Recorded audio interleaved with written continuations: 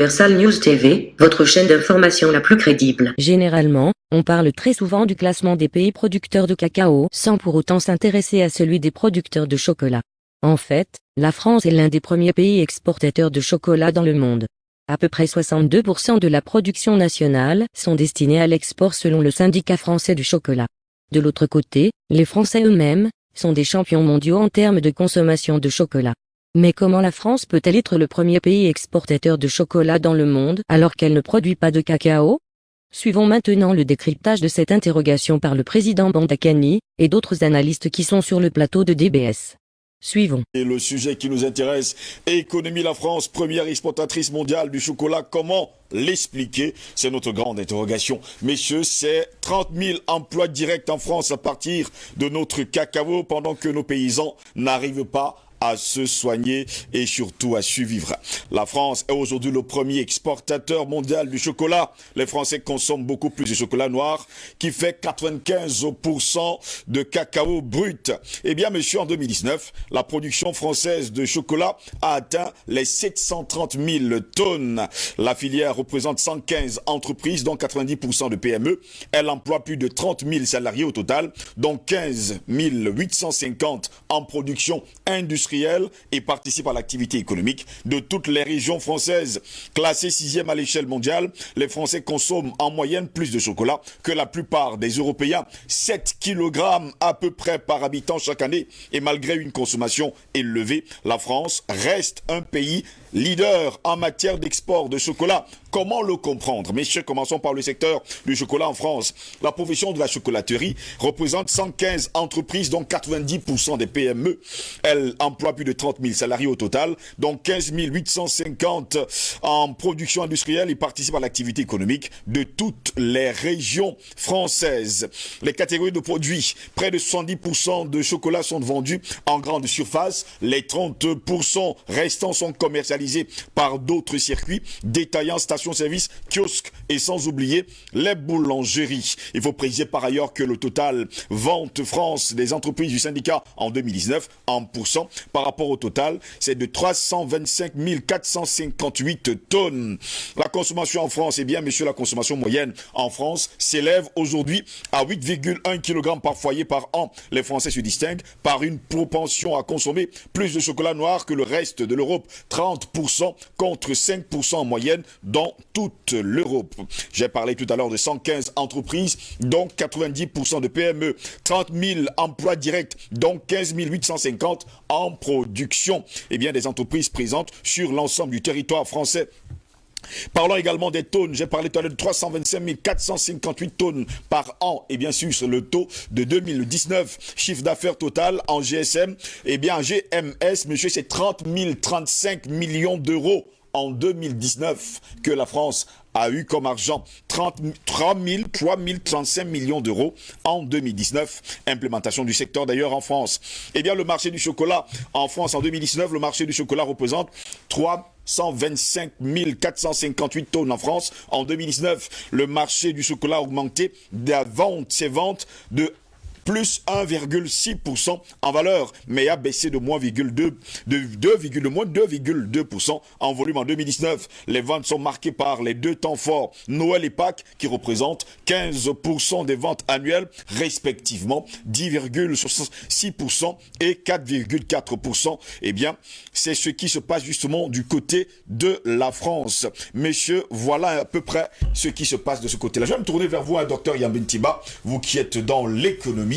Et il faut préciser par ailleurs que les pays, avant de vous passer la parole, permettez-moi de prendre d'ailleurs les chiffres des pays qui donnent d'ailleurs il faut le dire, le cacao à la France, les principaux pays producteurs de fèves de cacao entre 2018 et 2019. Eh bien, la Côte d'Ivoire vient avec 43%. Elle vient en première position. Le Ghana, 19% en seconde position. Le Nigeria en troisième position avec 5%. Le Cameroun en quatrième position avec 5% de fèves de cacao. L'Indonésie, 6%. Et l'Équateur, 6%. Eh bien, les autres pays du monde, en Amérique latine, ça fait 12%. Voilà, Dr Yambin Timba. Comment comprendre justement que c'est sur le continent africain qu'il y a justement les plantations de cacaoyers et tout ce qui va avec, et que c'est la France qui est le premier exportateur, il faut le dire comme ça, du chocolat dans le monde. Écoutez, Monsieur Ngos, c'est la sempiternelle interrogation des Africains. Mais je voudrais avoir une pensée ce matin, vous savez que c'est bien rare, pour une jeune dame avec laquelle j'ai discuté longuement hier, qui vit à Bangui, qui est centrafricaine et qui est une activiste de là-bas. Donc, bonjour Elodie. Alors, je pense que c'est des choses qui sont des révélateurs de la situation économique africaine dans le monde aujourd'hui. Là, peut-être qu'il faut mettre un petit bémol. La France n'est pas première exportatrice, c'est l'Allemagne, avec 17, un peu moins de 18%. La France est en réalité... Pour 2019, voilà, c'est la France. 2019. C'est la France en 2019. World to Export, le site qui compile toutes les exportations. ICCO déclare que c'est la France en 2019. Non, ils n'ont jamais été premier exportateur mondial, ils sont 8e. Tout comme, par exemple, beaucoup de gens s'imaginent que la Suisse est premier exportateur mondial, la Suisse n'est que 10e. Donc, il y a un certain nombre de valeurs. Là, on va avoir un gros problème, mais moi, je vous donne les chiffres. Non, le problème n'est pas les chiffres. Le problème n'est pas les chiffres. C'est le premier exportateur de chocolat. Non, pas de le monde. problème n'est pas les chiffres. C'est pas ce qui est important pour vous et pour moi qui sommes africains. Oui. C'est pas ça qui est important. À la limite, nous considérons simplement que les premiers exportateurs dans le monde, c'est eux, pas nous. Oui. Donc c'est peut-être ça qui est pertinent. Ce qui en revanche est une interrogation sérieuse pour nous, c'est par quel miracle se fait-il que les premiers exportateurs de cacao, les premiers consommateurs, les premières industries qui bénéficient de la chaîne des valeurs de l'industrie ou de l'économie du cacaoyère ne se trouvent pas en Afrique. En fait, c'est ça qui est important pour nous. Il faut remarquer que les producteurs ne représentent que 6% de la chaîne de valeur. 6%. Vous produisez des fèves de cacao, vous trimez dur, vous utilisez mal vos terres et vous avez quand même le kilogramme de cacao qui vous revient entre 1000 francs et 1500 francs avec un peu de chance. Ça représente 6% de l'économie mondiale du cacao. Ceux qui ont le chocolat, fabriquent le chocolat, ont donc 94% de la valeur de cette chaîne-là. Oui, justement. Donc aujourd'hui, c'est peut-être ça, à mon sens, qui est le plus important. C'est le plus important, d'ailleurs, et donc, c'est ça que les questions. Quand nous parlons de la France, en réalité, c'est juste le doigt qui cache le visage. En réalité, c'est pas de la France seulement qu'il est question. Mais la France est symptomatique de cette situation-là. En fait, c'est l'Europe qui fait problème. L'Europe entière, l'eurozone de manière générale. Parce que le mécanisme par lequel ces gens-là achètent le cacao chez nous fait qu'ils ne l'achètent pas. Il est gratuit pour eux. Il est gratuit, ouais. Il est gratuit pour eux. Et c'est pour ça que vous allez voir que tous ceux qui sont dans l'euro, dans la zone euro, dans l'eurozone, mais de manière générale, vous pouvez même étendre jusque dans tout ce qui est Schengen, en fait, ils prennent la matière première en Afrique à 2 francs. À 0 francs, c'est-à-dire presque gratuitement. C'est pour cette raison que leurs industries du chocolat sont compétitives et c'est pour cette raison qu'il est difficile que Simon D, qui est ici, qui est un artisan du chocolat, a du mal à vendre son chocolat au Cameroun. Alors, mais il y a mieux que ça. Il y a le fait que ces pays-là, systématiquement, essayer demain d'acheter du matériel de fabrication de chocolat ici et de dire que vous créez une industrie du chocolat, vous allez voir les résistances. Ils ne veulent pas vous les vendre. Ils ne veulent pas. Ils vont refuser. Vous allez tourner en rond pendant 10 ans. Et je vous parle d'expérience. Je ne vous parle pas de quelque chose qu'on dit ou on suppose. Je vous parle d'expérience. Pour avoir essayé, pour avoir vu des gens essayer. On ne vous vendra jamais ou que très difficilement le matériel pour le faire. Sauf dans les opérations d'enfumage dans lesquelles on va se rendre compte plus tard qu'il s'agissait en fait d'une grosse arnaque. Oui. On vous dit, ouais, les gens vont faire le chocolat, machin. Ben, vous n'avez rien vu, bien sûr. Mais si vous voulez, vous êtes sérieux, vous voulez faire du chocolat fin, vous avez besoin de petites machines-outils, on ne vous les vendra jamais. Les Européens ne vous les vendront jamais.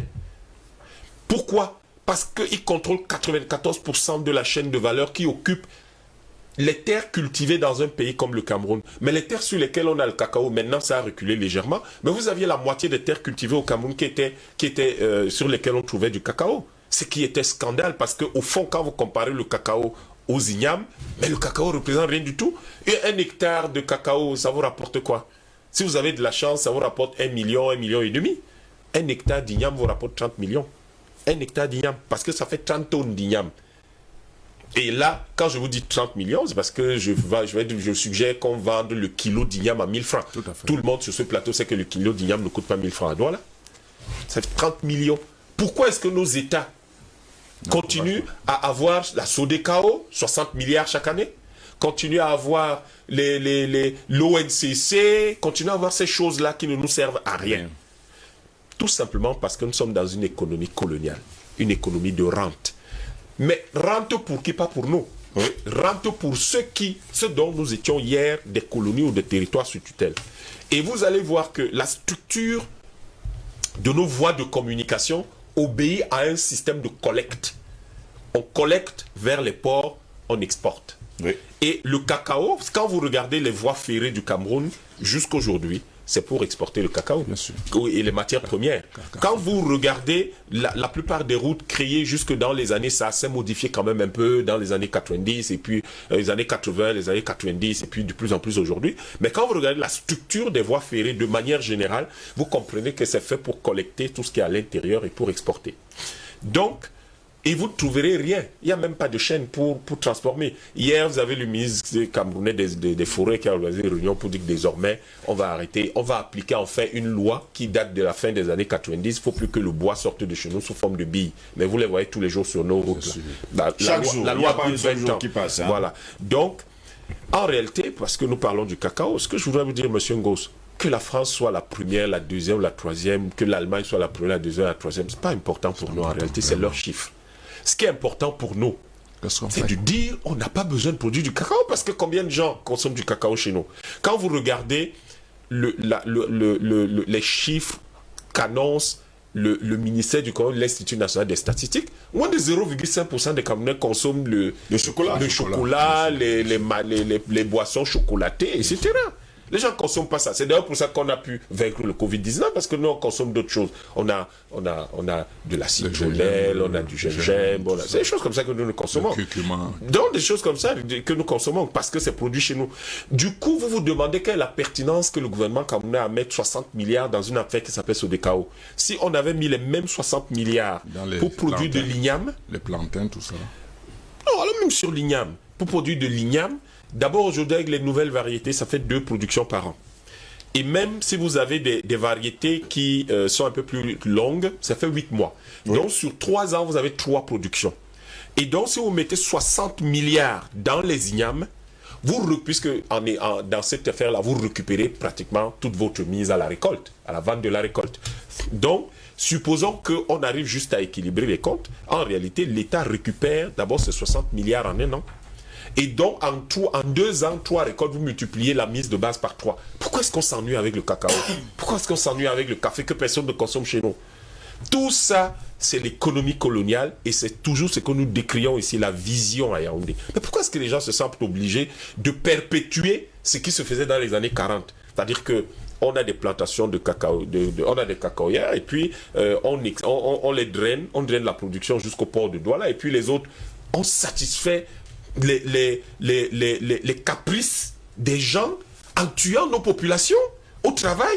Mais c'est quel genre de scandale ça? C'est-à-dire que vous avez nos gens qui travaillent dans des cacaoyères, ils sont là du matin au soir pendant 12 heures, mais les mêmes zozos dont on satisfait les caprices avec des chocolats, les œufs de Pâques, les conneries comme ça, viennent quand même dire tous les jours sur les chaînes de télévision comment les Africains sont fainéants.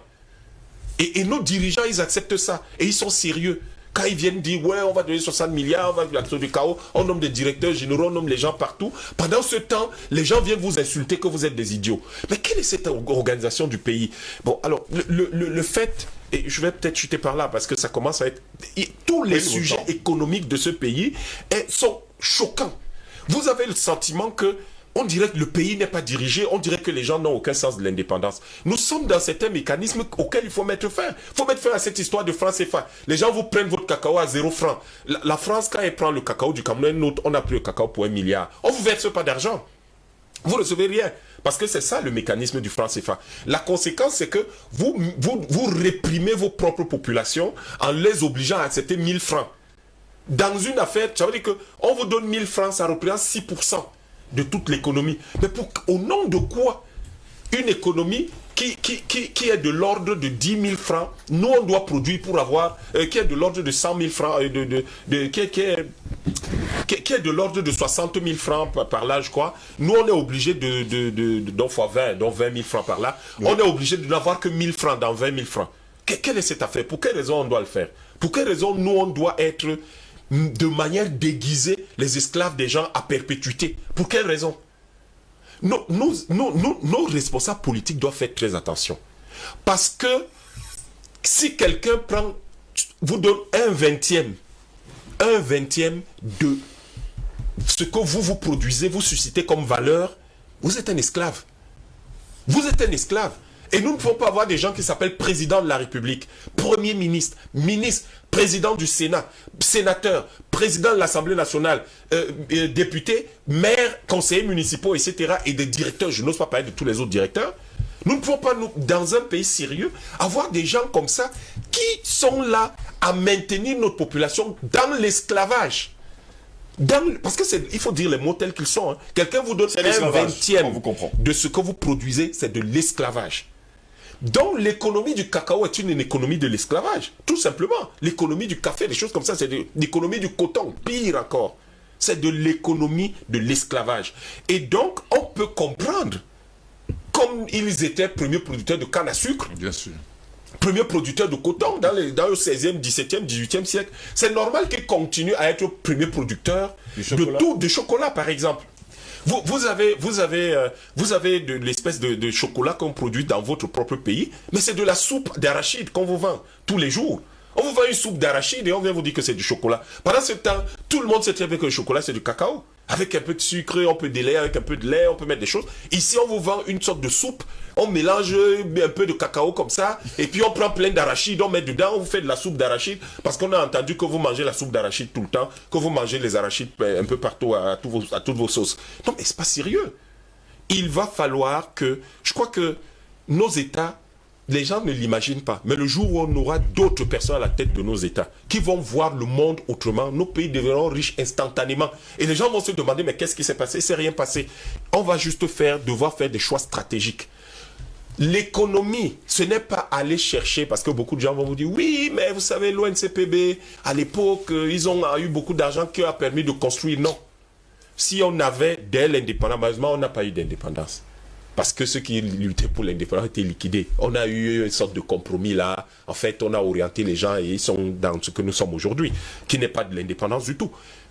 L'économie, c'est la meilleure façon de produire et une répartition équitable. Produire quoi? Produire ce dont vous avez besoin, ce que vous consommez. Oui. Est-ce que les Camerounais consomment du chocolat? Zéro. Donc on n'en fait pas. Les 0,5% qui consomment du chocolat, on peut laisser ça à l'export. Ou alors on peut laisser quelques artisans comme les Simondé produire un peu, les encadrer, produire un peu, et puis ils vont satisfaire ce marché. Mais on ne va pas prendre notre pays, l'embrigader dans la production de cacao et de café et voir le ministre du Commerce venir tout le temps parader en donnant l'impression que quand il parle de 200 000 tonnes de cacao, on a touché la lune. Mais on n'a pas besoin de ça. Vous prenez un pays comme la Côte d'Ivoire dont les guerres sont entretenues par les seigneurs du cacao. Il faut qu'on fasse très attention. Aujourd'hui, la plupart des gens, ce qui vous brandissent comme étant, qui vous disent que vraiment la crise du Nord, ouais, il faut que le président parle à tout le monde. Est-ce que le président parle à tout le monde? Le président parle aux gens par trois moyens, messieurs. Il faut qu'on le rappelle aux gens et qu'ils arrêtent un peu de pleurnicher tout le temps. Le président parle aux gens par les décrets, par décret ou ordonnance. Il parle aux gens quand il y a des élections. Ou alors il parle aux gens quand il décide de faire un discours public. Voilà pas les moyens. Et il ne va pas commencer à parler à tous les citoyens qui ne sont pas contents dans le pays. Donc, et les gens vous disent, oui, voilà, 40% de notre cacao est tombé. Mais justement, on a ces problèmes. 40% de notre cacao venait du sud-ouest. Mais on n'avait pas besoin de mettre cette terre là-dessus. On a besoin d'utiliser cette terre pour produire des ignames. Vous savez que Mamfé, c'est une zone de production d'ignames. Calabar, depuis Calabar, on produit beaucoup d'ignames. Ça rapporte plus d'argent. Un hectare d'igname rapporte 30 millions de francs CFA, minimum. Pourquoi est-ce qu'on tue nos planteurs au travail avec ça? L'assaut de chaos nous sert à quoi? D'ailleurs, même quand vous regardez ces gens-là, on dit société de développement du cacao. Mais ça veut dire créer des usines, transformer. Ça ne veut pas dire soyez à importer des produits phytosanitaires qui polluent nos terres. Nous avons ici des choses qui polluent nos terres, qui sont interdites ailleurs, mais c'est ça que nous continuons à utiliser comme produits phytosanitaires.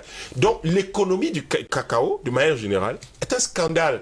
C'est un scandale, c'est une mise en esclavage de nos populations et c'est un scandale tel que toutes ces ONG qui piaillent à longueur de journée contre le gouvernement et contre machin, voilà le vrai sujet auquel ils doivent s'attaquer. Parce que là, on est en plein esclavage et s'ils aiment tellement les Camerounais et que les droits de l'homme les préoccupent tant, là, ils ont de la matière et je crois que s'ils peuvent, ils peuvent interpeller même la CPI et ils peuvent interpeller tous les tribunaux.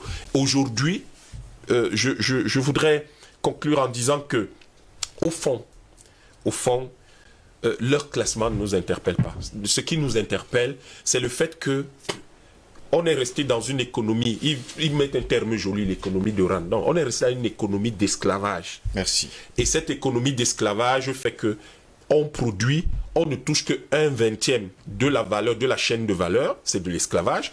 Et eux, ils produisent donc quelque chose qui est une friandise chez eux, que nous ne consommons pas, ce qui veut dire que nos terres cultivables, qui auraient pu servir à planter des plantains, des macabots, du manioc, du taro, que nous consommons, ne sont pas faits à ça. Et c'est la raison pour laquelle nous sommes obligés d'importer du riz, qui ne fait pas partie de nos traditions, alimentaires. Donc on va aller importer du riz, alors qu'on aurait pu mettre nos terres à contribution pour produire des ignames. C'est quand même scandaleux, ça. Merci beaucoup, Dr Amtima, pour cette première prise de parole. Président Balakani, qu'est-ce qui empêche aujourd'hui les gouvernements africains à se débarrasser de toutes ces cultures coloniales qui ne développent pas justement nos pays, mais qui enrichissent les autres et qui nous maintiennent justement dans l'esclavage? Dr Yama parlait avec le cœur et avec l'intelligence. Il a bien posé la problématique en passant bien le sujet. C'est la continuité de l'esclavage.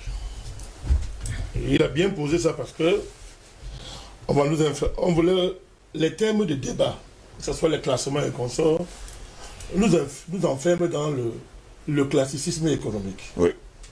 C'est-à-dire le discours dominateur qui analyse l'économie sur les prismes de ses intérêts et de sa domination. Vous savez que la domination joue aussi avec le discours, la manière dont on lit la réalité sociale, la manière dont on analyse les faits sociaux. Si vous n'avez pas les outils indépendants pour analyser les événements et les faits, vous reprenez les discours de votre dominateur. On appelle ça l'aliénation généralisée.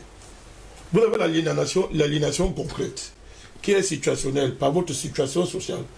Vous avez maintenant la plus grave des aliénations, qui est que vous produisez un discours qui conforte votre situation d'esclave. À défaut, vous êtes incapable d'analyser et de lire votre situation et vous empruntez les outils de l'oppresseur. C'est l'esclavage à vie. Donc je voudrais me réjouir du fait qu'il a bien cadré le sujet. Il faut rappeler que vous avez un chiffre d'affaires de plus de 78 milliards d'euros annuels. Toute la filière dans laquelle il crie. Vous avez seulement 11 milliards d'euros pour la matière première. Oui, commencez à faire la différence vous-même. La matière première, ça vient d'où? De l'Afrique. Donc, 78 milliards de toute la filière au niveau mondial. Il n'y a que 11 milliards pour les matières premières. Et on dit bien matière première. Dans la matière première, il y a les plantations entretenues, il y a les êtres humains, il y a les pesticides, tous ces intrants-là. Mettez ça dedans. Qu'ils produisent. Et alors, donc si vous mettez ça dedans et que vous soustrayez les intrants, il reste combien pour la vraie matière première? Pas grand-chose. Il reste combien? Vous avez moins de 3 milliards d'euros qui reste pour la matière première. Moins de 3 milliards d'euros. Donc il faut bien situer ça.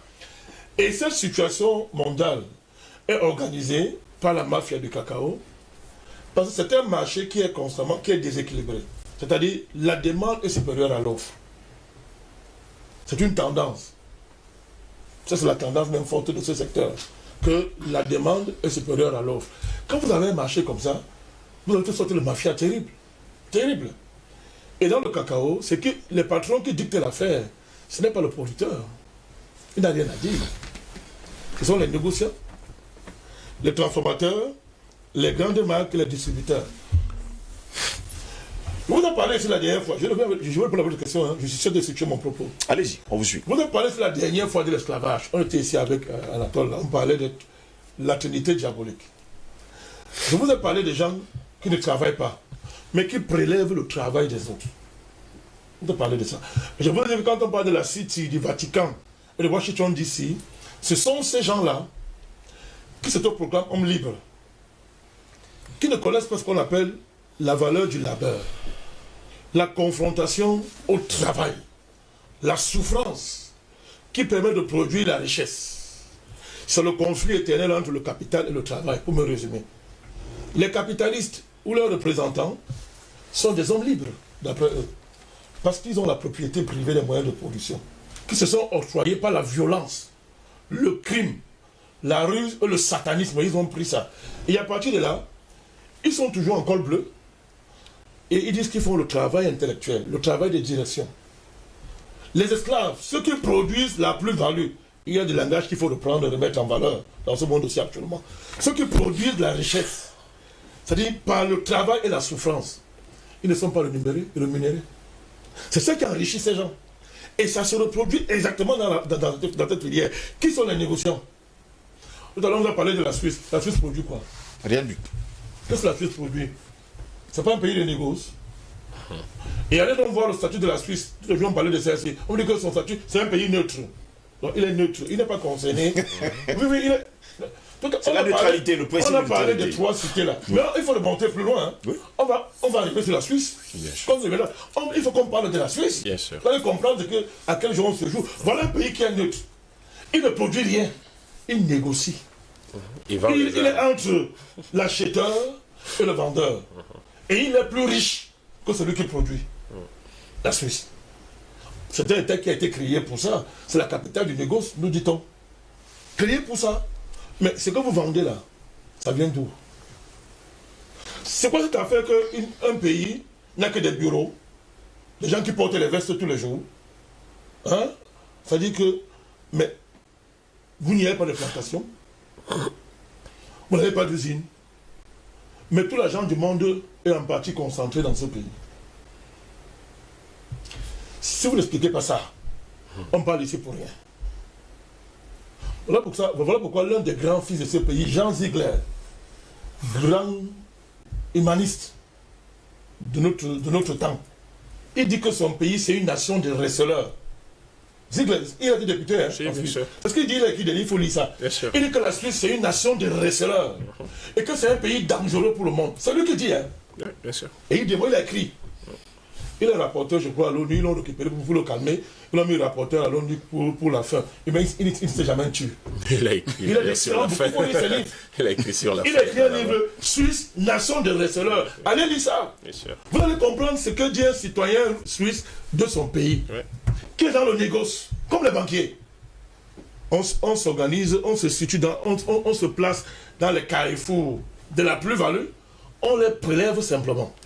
On organise la pénurie. On régule l'économie mondiale, on met les pays producteurs en concurrence, on les met en concurrence pour baisser les prix par la guerre, le crime et le satanisme. Et pendant ce temps, on s'enrichit. C'est ça le marché du cacao. Hein. 2 tiers des feuilles de cacao viennent de l'Afrique de l'Ouest. Tout ce que vous dites là, les 2 tiers des feuilles de cacao produites dans le monde viennent de l'Afrique de l'Ouest. Entre autres du Ghana et de la Côte d'Ivoire. Juste. Bon, allez donc voir l'état de ce pays. Vous allez comprendre pourquoi, vous me demandez tout à l'heure pourquoi les présidents africains ne peuvent pas s'en sortir.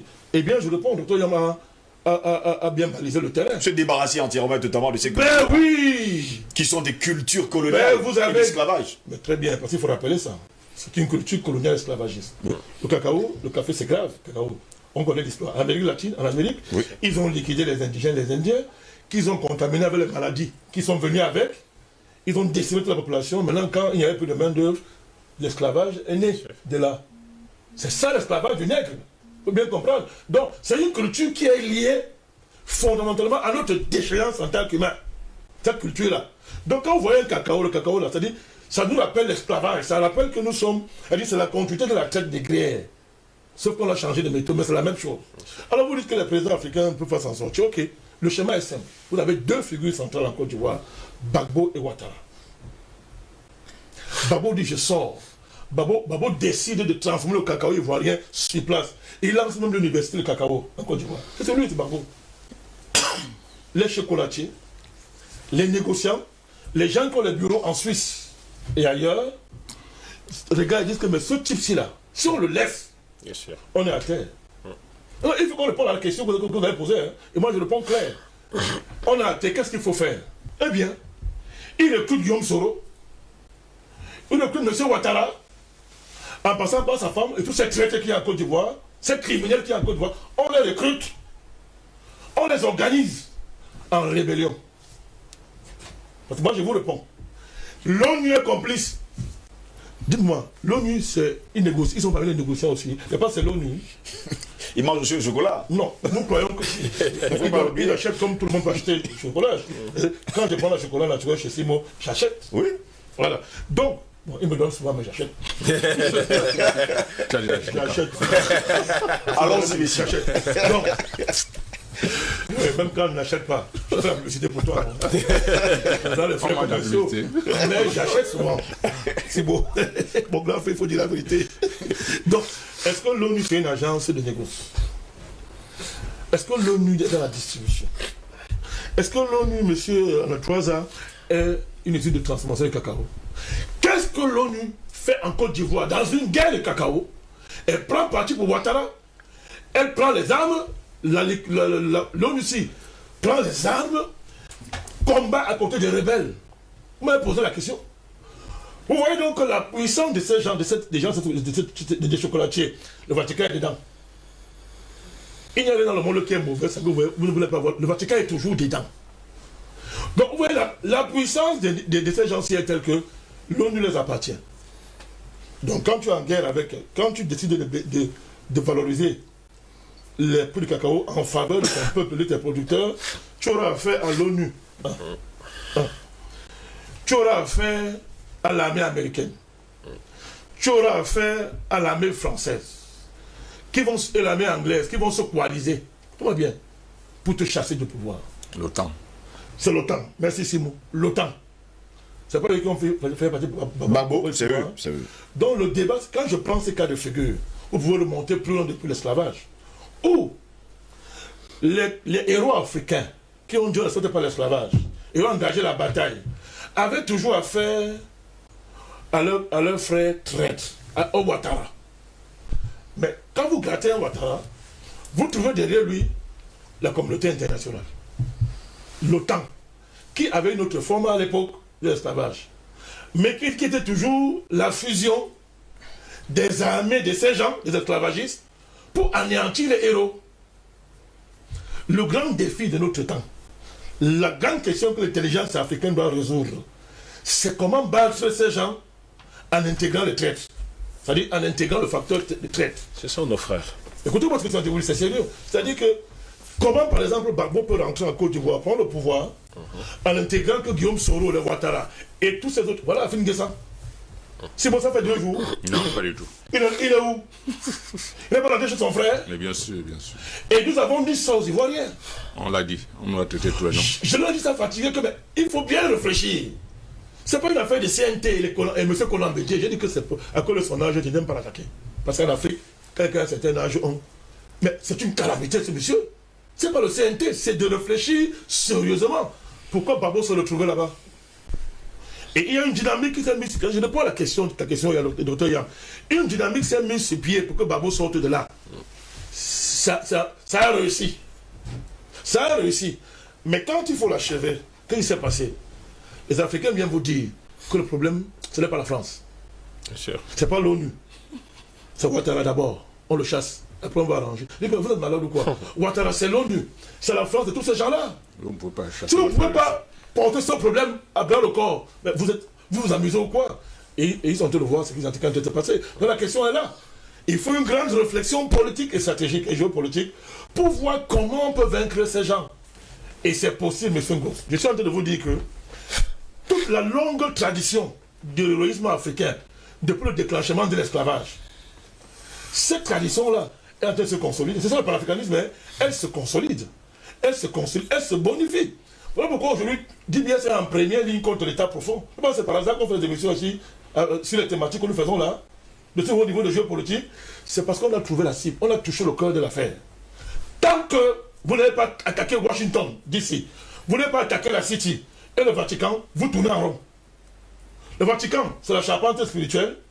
Washington DC et la City, ce sont les charpentes financières et militaires.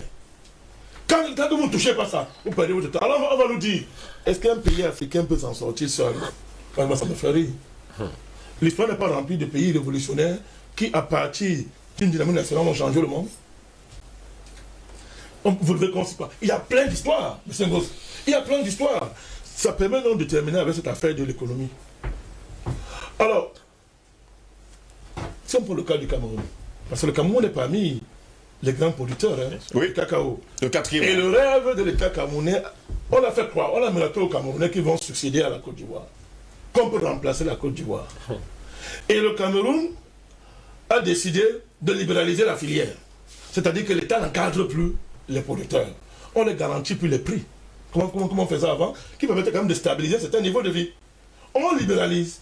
Et depuis qu'on libéralise, l'État subventionne, c'est quand même terrible, hein? L'État subventionne pratiquement une filière qui ne rapporte rien au pays de manière fondamentale. Qui profite au... C'est-à-dire qu'on va dire que non, il faut stabiliser les planteurs. Ça, c'est la version officielle. Mais on gagne quoi? On l'a dit tout à l'heure. Le pays gagne quoi là-dedans? Qu'est-ce qu'on gagne là de manière concrète? Vous voyez, parce que le pays n'arrive pas à avoir des dirigeants, et ça, c'est à tout point de vue, hein, c'est à tout point de vue. C'est pas seulement au niveau politique, c'est l'affaire de l'université. C'est l'université qui doit s'asseoir, penser la filière.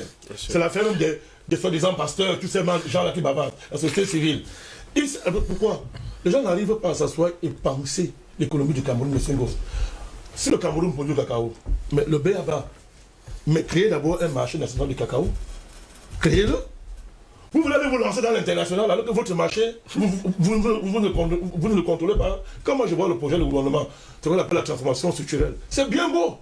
Mais il n'y a pas de transformation structurelle tant que vous n'avez pas sécurisé le marché intérieur. C'est le BABA.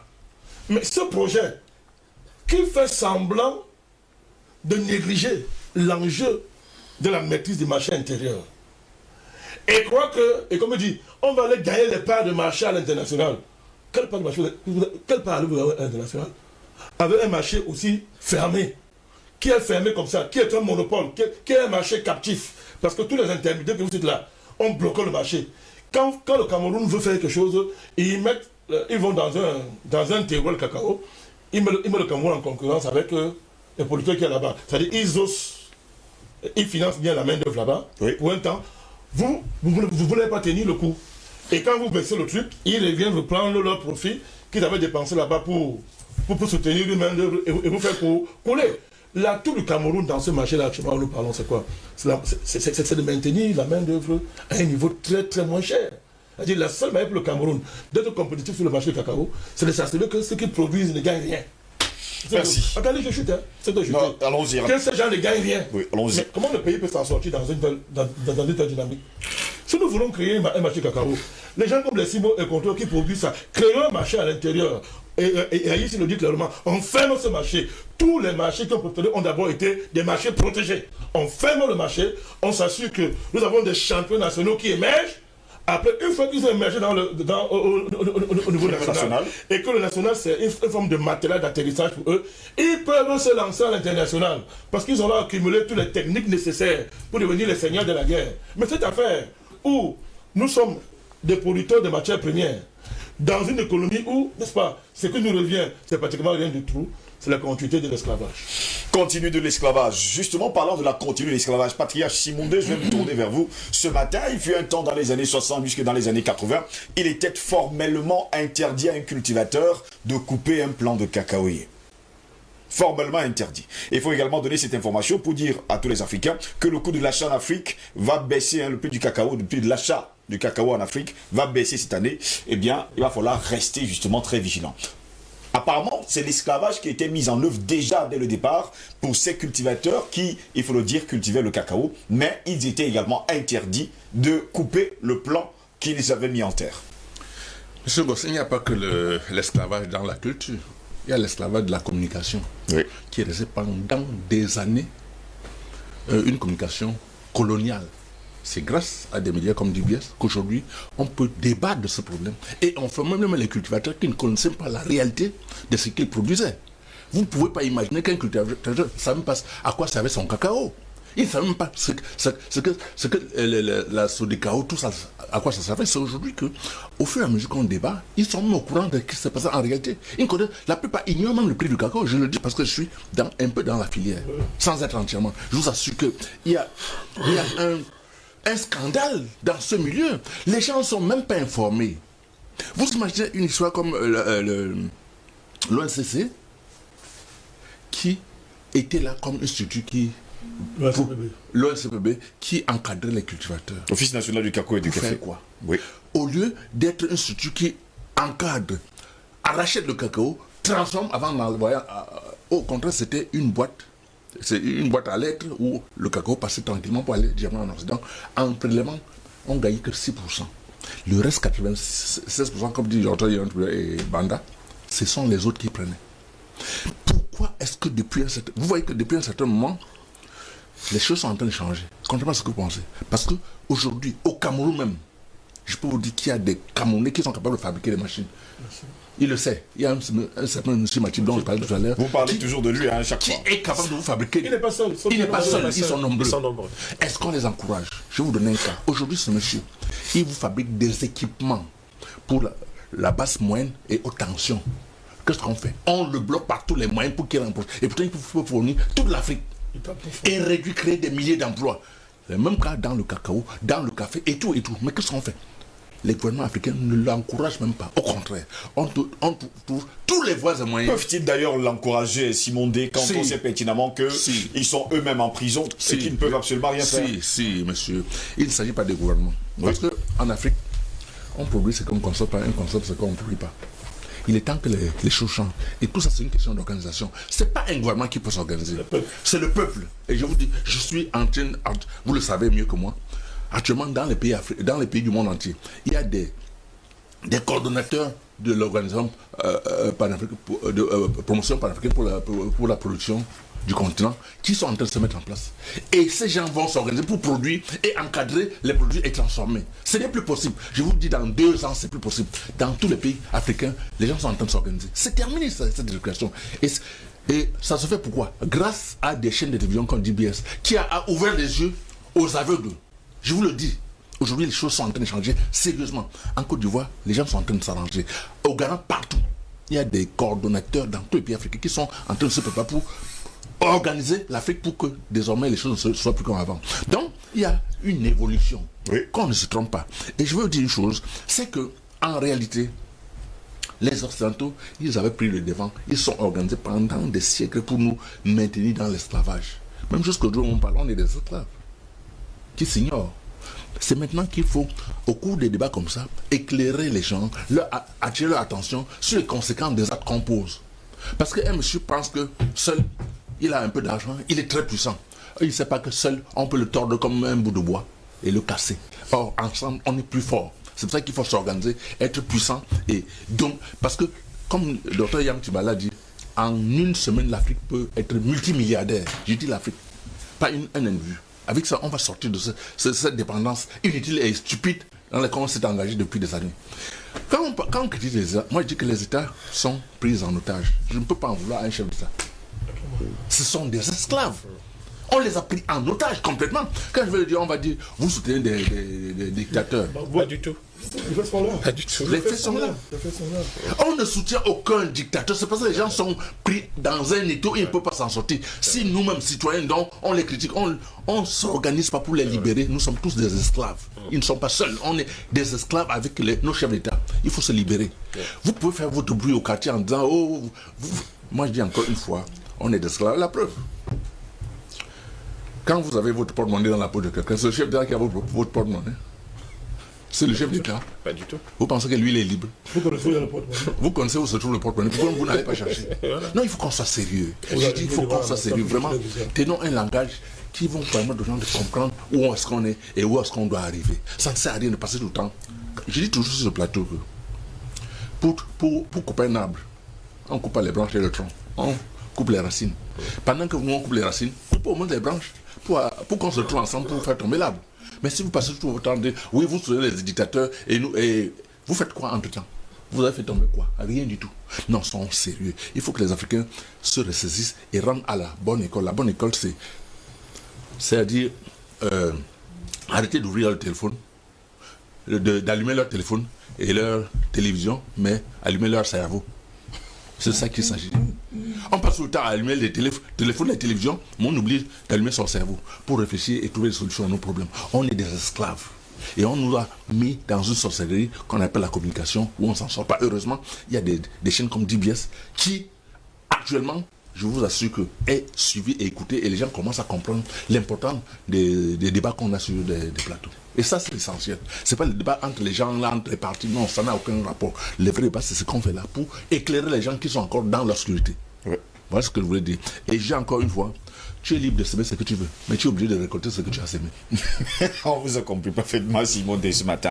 Albert Anatola, ici, dans l'un de ses ouvrages, le professeur Nicolas Agboa a donné le prix réel du cacao et du café directement à ce planteur qui est justement sur le continent africain. Et pour lui, normalement, le prix du cacao sur le continent africain, à partir justement de ce cultivateur, est plus de 21 000 francs CFA par kilogramme. Déjà, je voudrais vous dire que je fais Mais pourtant, ce n'est pas le cas. Je voudrais vous dire que je fais partie de la génération dont le cacao a financé, n'est-ce pas, les études. Notamment les études primaires et une partie du secondaire. Ce qui suppose que je ne veux pas le raisonnement radical de Dr Yam, qui est bien évidemment légitime et compréhensible. En fait, lorsque je regarde le contexte du marché international, notamment de la filière cacao, je fais une remarque simple. C'est que dans le classement mondial, n'est-ce pas, des producteurs de cacao, ce sont les pays africains qui occupent, n'est-ce pas, le haut du classement. Et paradoxalement, ce sont les pays européens qui occupent le classement en matière d'exportation ou de production du chocolat. C'est un paradoxe. L'esclavage. C'est un paradoxe parce que lorsque je prends le cas de la Côte d'Ivoire, vous avez oublié, Président Banakan, d'énoncer le cas de Fort Boigny qui a subi une passe d'armes avec Paris parce qu'il commençait, il a exigé la renégociation des prix du cacao. Non, je n'ai pas parlé de lui parce que je n'ai pas envie. Parce que nous savons ce qu'il a fait. Voilà, donc, nous, comme nous sommes dans la filière cacao, il était important également de revenir là-dessus. C'était tellement historique. C'est-à-dire qu'on a fermé le robinet pour lui rappeler que monsieur, tu fais comme nous voulons ou tu dégages. On l'a mis Ouattara dans cette Voilà. Donc c'est pour vous comprendre qu'en fait, le véritable problème, je pense qu'il faut, à mon sens, d'abord un modèle économique. Tout à l'heure, vous l'avez indiqué. Bravo. Et c'est important. Bravo. Parce que lorsqu'on a énoncé ça, un modèle économique, nous avons dans le contexte africain des pays qui pensent qu'il faut transformer leurs matières premières. Je ne voudrais pas prendre l'exemple ivoirien dans ce domaine parce que la société qui est la charge de transformer le cacao ivoirien n'est pas française, elle appartient au fils de Madame Ouattara, qui en fait n'en est même pas la propriété. Le propriétaire, autant pour moi, ça appartient à une société française. Ce sont les Français. Non, ce sont les Français qui sont les propriétaires de cette société-là, qui pour les restent encore un éléphant blanc. Maintenant, dans le contexte africain, dans le contexte camerounais, je pense que il y a quelque temps, il y a eu une actualité qui a pollué, n'est-ce pas, l'opinion publique, notamment cette affaire de démantèlement d'une usine de transformation du cacao de Kekem. Oui. Il s'agit de Néo Institut que vous connaissez très bien, SA, dont les Marocains, quand on dit Marocain, on dit français. Bon, heureusement, l'État camerounais a mis les pieds là-dedans et finalement, ils ont abandonné le projet puisque l'État camerounais s'est porté garant, n'est-ce pas, des investissements de cette entreprise-là. Voilà donc les problèmes. En fait, ce qui pose problème, ce n'est pas l'expertise, ce n'est pas le know-how. Nous avons les Camerounais qui osent. Le problème, c'est que sur l'espace politique, sur l'espace économique africain, vous avez des gens qui pensent que c'est eux qui doivent avoir le monopole de tout. Dans ces filières, vous avez le groupe Calbo, à travers Sikako, par exemple, au Cameroun, qui voudrait absolument garder le monopole, c'est-à-dire acheter toutes les fèves de cacao possibles pour les envoyer à Chukukam, justement, qui nous vend ce que tout à l'heure, je m'appelais Non, la sauce d'arachide. La soupe d'arachide. Et la vraie matière va en Suisse. Donc moi je pense que il faut une alternative. Il y a une alternative, il y a des alternatives. La première alternative, j'ai cité néo-industrie, mais ce qui a également des problèmes parce qu'avec la concurrence. Parce qu'aujourd'hui, ce groupe que j'ai cité, qui est un groupe français, est en train de justement vouloir l'asphyxier en bloquant, en achetant en aval, en amont, n'est-ce pas, les fèves de cacao pour que ce transformateur local ne puisse pas avoir accès à ces produits-là. Vous avez également notre projet de construction d'une usine de transformation de cacao, je crois que c'est à l'Antique-Cocoa du côté de Kribi, dont je crois que dont les travaux sont avancés parce qu'avant, j'avais considéré que c'était un éléphant blanc. J'ai fait une tour là-bas il n'y a pas très longtemps. Les travaux avancent. Mais je pense également que ce qui est fondamental en fait, c'est que vous ne pouvez pas produire votre cacao, votre bois, votre diamant, votre or, et que le prix soit fixé à Londres ou bien à Washington. C'est ça le problème. C'est de ça qu'il s'agit. Pour revenir à la problématique. L'équité des termes de l'échange. Non, c'est ça le problème, justement. C'est le problème de fond. C'est-à-dire que cette loi obéit à quoi? Ça obéit à ces fameux accords, parce que là également, il faut questionner le contexte historique. C'est-à-dire ces accords que les pays africains ont signés avec l'empire colonial. C'est-à-dire qu'ils voudraient qu'on ne transforme pas nos matières premières et qu'ils les achètent justement, non, qu'ils ne les prennent même pas qu'ils achètent, qu'ils les prennent ou bien quelquefois ils les volent carrément pour aller créer les emplois, parce que c'est ça le véritable scandale. C'est-à-dire que chez vous, vous avez des enfants, toute une génération de chômeurs, mais chez eux, ils prennent vos matières premières pour aller créer des emplois chez eux, pour utiliser leur jeunesse et faire tourner leur économie. Pendant que chez vous, ils polluent, ils pillent, ils volent, et ils vous organisent les gars en contrepartie de ce qu'ils prennent. Je pense donc qu'il faut changer de paradigme. De ce point de vue, il est important justement de mettre en place des modèles économiques audacieux. Nous avons, j'ai l'habitude de le dire, nous avons dans le continent africain, nous sommes environ plus d'1 milliard, environ 1,5 milliard, n'est-ce pas, d'habitants sur le continent africain. Nous avons un vaste marché. Nous avons de l'expertise, nous avons des matières premières. Mais qu'est-ce qui pose problème? C'est que justement, il faut un nouveau leadership audacieux. C'est ça qu'il s'agit. Il faut un nouveau leadership sur le continent africain. Parce qu'aujourd'hui, s'il n'y a pas ce leadership, ce leadership audacieux, comme la nouvelle génération, nous allons rentrer, ce sera un retour à la case départ, c'est-à-dire nous serons les esclaves.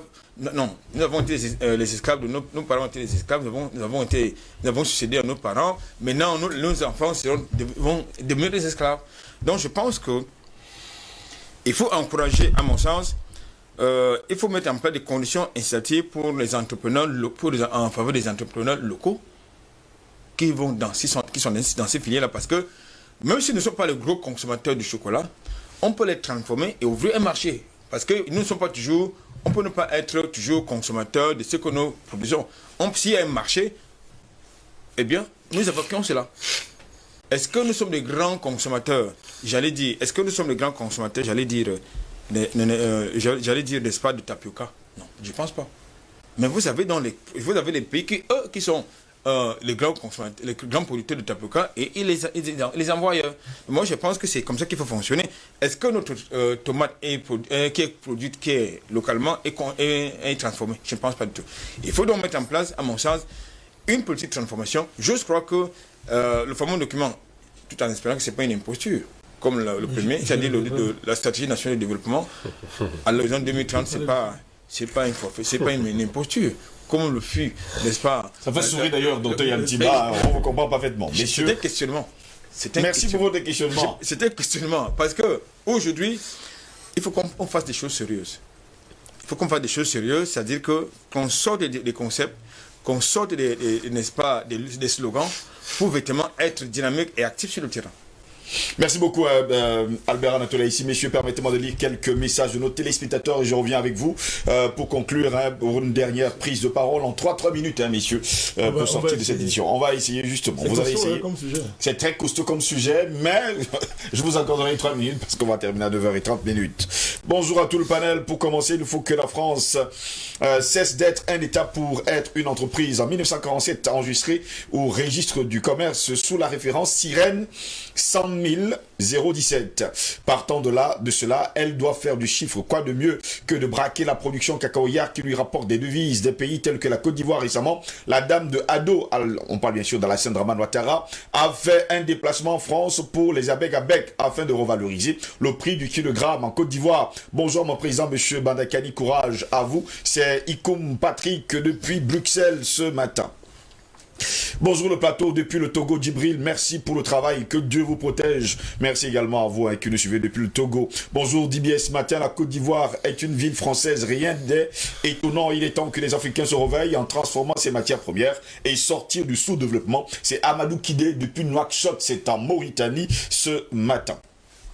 Bonjour DBS, c'est Latifou Moula depuis Sokodé au Togo, très fier de vous. Je vous souhaite tout le meilleur.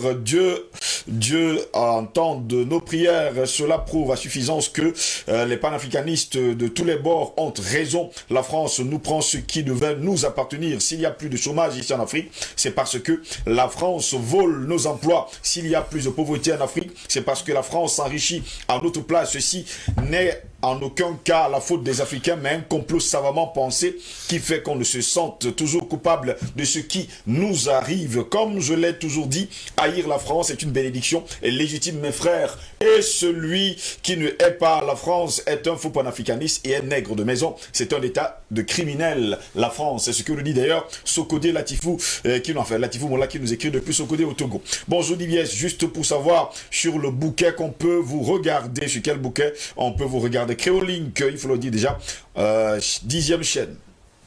Bonjour DBS TV, ma chaîne préférée matinale et les panélistes Dr Yamoun Timba. Merci pour l'éclairage que vous ne cessez de nous apporter. Que Dieu vous bénisse et vous protège. C'est un gars malheureux qui nous écrit depuis la capitale camerounaise Yaoundé ce matin. Bonjour DBS, notre président Badakani, Dr Yamoun Timba, Simondé et 3 Astingo. Ce sujet est terrible. Monsieur Mécanisme est le même depuis. Le Burkina Faso est devenu exportateur de café et de cacao suite aux troubles en Côte d'Ivoire. Des personnes ont failli perdre la vie à vouloir monter des industries de traitement du cacao en Côte d'Ivoire afin de vendre le produit semi-fini ou fini. Les lobbies sont très violents quand il s'agit justement de ça. Merci beaucoup DBS. C'est Kwame depuis Kanaki qui nous a écrit ce matin. On parle bien sûr du Burkina Faso. Bonjour à vous tous. Le problème des chocolats en Afrique, c'est nos présidents qui seuls sont responsables de tout ça parce que ils ont écarté tous les hommes d'affaires africains avant de donner à la France ou le Liban tous les hommes d'affaires africains. Ils sont marginalisés, ils sont là seulement pour financer la campagne présidentielle. C'est toute la condition de la France. En tout cas, c'est Ibrahim Poulo depuis Ngoussou ce matin. Vous comprenez pas bien. Prière de bien écrire encore. Bonjour DBS, j'aimerais si ceux qui dirigent les États africains sont les humains ordinaires. Merci pour l'édification. C'est l'Iran, le panafricaniste, qui nous a écrit ce matin. Et pendant ce temps, bonjour, s'il vous plaît, quelle est la suite de ce feuilleton? En tout cas, on nous parle, on nous envoie des images depuis le Gabon ce matin. Toujours des messages. Bonjour, monsieur Zengos, l'équipe de DBS Matin. Et à tous les invités, avec tous ceux que vous avez énumérés, il y en a encore plus. Donc, voilà, c'est de raison pour ceux qui en doutent encore que l'Afrique est la vache à lait de l'Europe, en somme, du monde entier. C'est dommage que nous avons encore des dirigeants vendus, des traîtres, des peureux qui n'osent pas se mettre face aux multinationales qui pillent et profitent de nos richesses. Merci de votre éveil de conscience pour les enfants d'Afrique. Très bon week-end à vous tous. Que Dieu vous bénisse. Nos ancêtres vous bénissent et vous protègent. Bandapa David depuis la France, à Normandie précisément, à Caen ce matin. Bonjour DBS, les pays de la zone franc doivent cesser de se considérer comme des États souverains. Ce sont des néocolonies car leur politique et par conséquent leur économie sont gérées de l'extérieur. L'esclave ne peut chercher à s'affranchir que si et seulement si il est conscient d'en être un. Comme dit le président Banakani, après les 3 cités États vient la Suisse. Carrefour des criminels économiques, l'Afrique francophone doit cesser d'être l'héritage de la France. C'est Stéphane Sullivan Onana qui nous a écrit également, qui nous a écrit ce matin depuis Bruxelles. Bonjour le panel, il est évident que la France soit en tête de liste des producteurs de cacao. Comment en être autrement lorsque le Fonds monétaire international, sous prétexte de venir en aide aux Africains, impose des plans d'ajustement structurel ou la privatisation de nos sociétés? Il nous a exigé la conséquence immédiate est la soumission de l'Afrique à la fois de l'offre et la demande à travers laquelle les prix nous ont imposé. L'autre conséquence est bien sûr, hein, l'autre conséquence est que le manque de valeur ajoutée sur nos produits, ce qui fait en sorte que nous produisons juste pour survivre et sommes à la merci des crises économiques planifiées, ce qui nous ramène encore au problème de la monnaie. Ah, nos présidents, que font-ils? Pourquoi dorment-ils profondément? Il est temps pour eux de se réveiller et de cesser de militer contre les intérêts de l'Afrique. C'est Maël qui nous a écrit ce matin. Bonjour, chers panélistes, très heureux une fois de plus de votre thème ce matin. Rappelons que René Dumont nous avait prévenu avec son livre L'Afrique noire est mal partie. Les Français nous imposent ce qu'il faut produire pour leur propre intérêt afin de satisfaire leurs propres besoins. En réalité, nos produits sont transformés en biens qu'ils consomment et pas par nous. Nos terres sont leurs champs de production et le pire est que c'est eux qui fixent les prix qui sont relativement très bas. Samir Amin a dit le Nord se développe en sous-développant le Sud. Ceci par la dégradation du terme de l'échange. C'est Mamadou Nourou qui nous écrit depuis Gaoundéré ce matin. Bonjour Monsieur Steve Ngos, au président Badakani et aux panélistes pertinents sur votre plateau. Il y a un document sur la culture du cacao et on présentera une plaquette en tout cas de chocolat aux planteurs qui en ont mangé et apprécié le goût, mais ne savaient pas ce qu'ils mangeaient. Je fus à la fois attristé et en colère. On leur a acheté moins cher leur cacao et leur sueur pour qu'ils mangent 5 fois le prix de leur propre cacao. Bagbo, le seul président qui fixa à 1000 francs le prix borçant du cacao qui entraîna la richesse des planteurs. Si l'Afrique veut sortir de la colonisation agricole, qu'il fixe elle-même le prix de vente, une autre guerre va démarrer, pardon. Vive l'Afrique. Où en est-on des enquêtes sur l'assassinat du journaliste français Guy-André Kiefer dans l'affaire du cacao ivoirien au temps de Gbagbo? Rappelons que Gbagbo n'est plus au pouvoir. C'est Arnaud qui nous écrit depuis Abidjan en Côte d'Ivoire ce matin. Allons-y avec d'autres personnes dont le message a été supprimé. Richard depuis PK19. Bonjour Steve, bonjour le panel. Très bon thème ce matin. Mon grand-père à l'époque des colons avait reçu du cacao par le colon pour le planter. Il demanda au colon si cela était consommable. Le colon lui a dit... Toujours des problèmes, hein. Lui que ça prendra le bateau pour aller chez nous. Mon grand-père prit... les prix en tout cas les fèves de cacao, il les fit bouillir et demanda aux villageois de planter et quand le colon revient des mois plus tard, il lui d'accord, il lui dira que c'est son sol n'accepte pas ces cultures car il voulait ce qui était bon pour son peuple et les faits lui donnent aujourd'hui raison. C'est Richard depuis PK19. Bonne journée à vous. Messieurs, revenons en tout cas sur ce plateau, je vous donnerai 5 minutes chacun, pas plus, pas moins. La personne qui dépassera, je lui couperai et bien on va revenir rapidement sur le sujet. Tout le monde pense aujourd'hui qu'il faut faire le nécessaire en tout cas pour reconscientiser, alors conscientiser la jeunesse africaine et faire le nécessaire également, président Bandakani, pour que, nous, en tant qu'Africains, nous ne serons plus l'esclave de l'Occident, l'esclave de l'Europe, parce qu'apparemment, depuis les lustres, on travaille justement pour eux. C'est un long combat qui a bientôt plus de 600 ans d'âge. C'est en train d'arriver à maturité parce qu'on entre dans la 700e année. Oui. Et nous connaissons le symbolisme du chiffre 7, au sens noble du terme. Donc, il faut comprendre l'histoire de l'Afrique à travers une lecture du processus historique là. Vous verrez qu'on est en train d'avancer. Parce que j'avais dit à quelqu'un, sur un débat, qui personnalisait les processus historiques en réduisant l'Afrique à des présidents qui ont trop 30-40 ans d'âge au pouvoir. L'Afrique n'est pas née en 1960. Il faut arrêter ça. Vous parlez quand même du continent le plus ancien de l'humanité. Le plus vieux. Vous parlez de quoi? Même si les autres déclarent qu'ils ont le continent le plus vieux. Voilà, une parenthèse de 50 ans. Une parenthèse de 50 ans dans un continent qui a plus de 200 000 ans d'histoire. Je ne parle pas de préhistoire, ni de proto-histoire, tout ce que vous voulez. Mais vous parlez de quoi? C'est quoi 50 ans là-dedans?